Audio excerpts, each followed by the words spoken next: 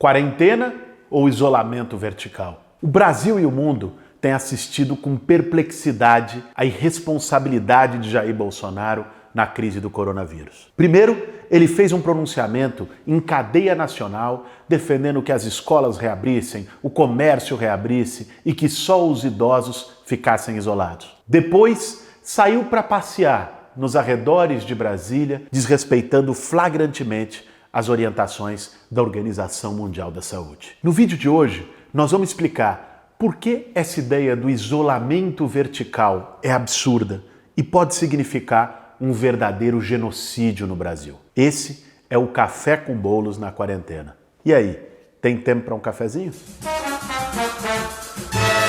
Para fazer um bom café, meu bem. Bom, gente, esse é mais um Café com Bolos. Hoje, na quarentena, eu estou gravando na minha casa e espero que vocês possam estar assistindo na casa de vocês.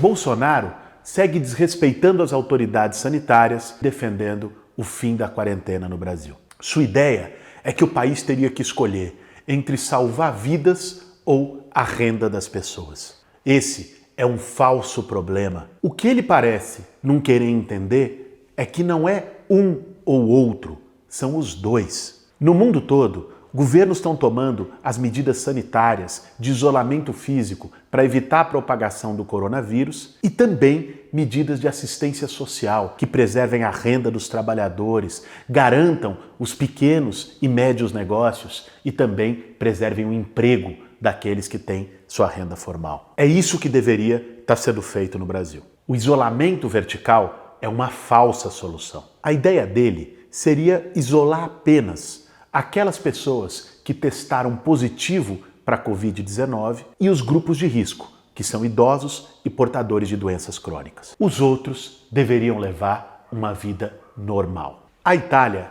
tentou fazer o tal isolamento vertical e chegou a iniciar uma campanha igual ao do Bolsonaro aqui. Eles diziam: a Itália não pode parar. Depois de quase um mês da campanha Milão não para, o prefeito da cidade, Giuseppe Sala, pediu perdão à cidade por ter subestimado o coronavírus. Mas aí já era tarde. Os cadáveres de 4.800 mortos já se empilhavam em Milão. No final de fevereiro, Sala tinha replicado um vídeo nas redes sociais que incentivava os cidadãos a viverem normalmente. Naquele dia, a Lombardia, província de que Milão é a capital, registrava 17 mortos. Hoje, a Lombardia tem 35 mil casos e 4.800 mortos. Outros países também consideraram a ideia de estimularem as pessoas a sair de suas casas para pegar a doença juntas e assim adquirirem imunidade e fazer com que a pandemia passasse mais rápido. É o que se chama da imunidade de rebanho. Foi o caso da Inglaterra. Primeiro-ministro Boris Johnson anunciou a ideia para o país inteiro. Até que um grupo de pesquisadores do Imperial College de Londres fizesse uma pesquisa que mostrou que se o governo não fizesse nada, o país teria 500 mil mortos. A mesma pesquisa foi aplicada para os Estados Unidos e chegou ao dado de 1.200.000 mortos. Boris Johnson recuou, acabou inclusive contraindo o coronavírus e está hoje em isolamento. Trump, a mesma coisa, anunciou uma data para o fim da quarentena e logo voltou atrás. Reconheceu que a jornada contra o coronavírus vai ser longa. Nem com Trump, aquele que o Bolsonaro gosta tanto de lamber as botas, tendo mudado de ideia, ele parece ter se convencido. A ideia dele, quando ele propõe o isolamento vertical e ao mesmo tempo fica alertando para a questão econômica e não apresenta solução para a questão econômica, ele se coloca no discurso público como preocupado com a situação econômica, com a sobrevivência dos mais vulneráveis. O que ele quer com isso? As pessoas chegando a um desespero, o desespero leva a qualquer coisa, cara. O desespero leva a saque. O desespero leva a revolta, as pessoas saindo para... E aí isso cria uma situação de caos social, de convulsão social, que é o momento perfeito para ele construir a saída autoritária dele. Chegar, então, olha como está o Brasil, olha o que aconteceu, então agora é militar na rua, é tanque na rua, né, vamos fechar o Congresso. Ou seja, o objetivo do Bolsonaro ao agir contra a corrente, porque não faz sentido. Nem o Trump, nem os outros governos de extrema-direita defendem essa baboseira. Ele nunca buscou pacificar com as instituições, nunca expressou aquilo que a média da sociedade pensa e gostaria de ouvir. Ele trabalha para radicalizar a minoria dele e para ter apoio de setores das Forças Armadas. É isso que ele precisa para uma ruptura institucional. Ter os milicianos dele apostos, ter o apoio de 1/3 ou 1/4 da sociedade e ter uma entrada nas Forças Armadas. Essa é a lógica de seita. Ele constrói um grupo de fanáticos em torno dele. E é para esses fanáticos que ele fala. É para esses fanáticos que ele governa. Todos os gestos dele nas redes sociais, que alguém fala, porra, ele é louco, ele é burro, isso não faz sentido dentro da lógica política.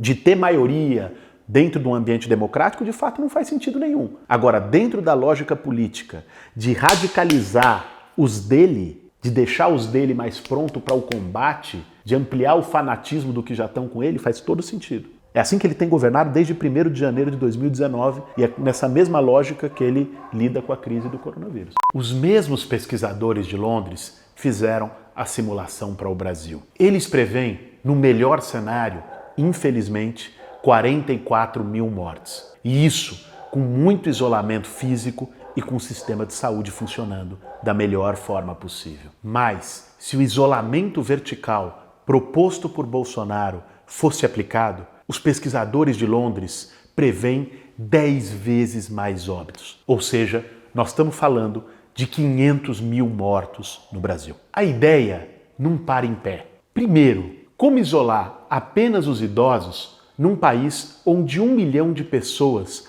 moram apertadas em casas de só um cômodo? Segundo, como selecionar grupo de risco se 40% da população adulta no Brasil tem ao menos uma doença crônica?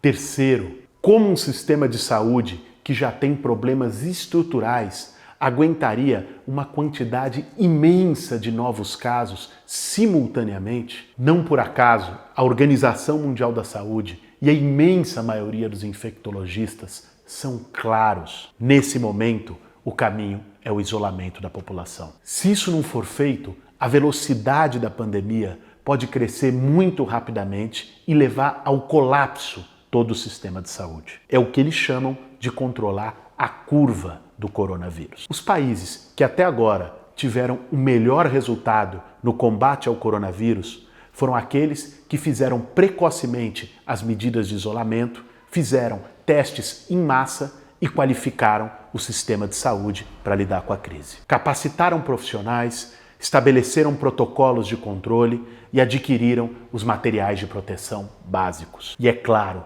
asseguraram renda para a população mais pobre poder suportar a quarentena. Alguém que desinforma a população, contraria as autoridades sanitárias e trata a maior pandemia do século, que já matou dezenas de milhares de pessoas no mundo, como se fosse uma gripezinha, é uma ameaça a toda a população. Esse é o momento para dizer com todas as letras: vamos salvar a vida das pessoas. Nós estamos vivendo um momento duro, difícil na história, um momento de terror. Em momentos assim, a desinformação pode ser fatal, pode custar vidas. Por isso, compartilhe esse vídeo, leve a informação adiante, não se deixe levar por terraplanismos na saúde pública. É a nossa vida que está em jogo. Um abraço e até a próxima.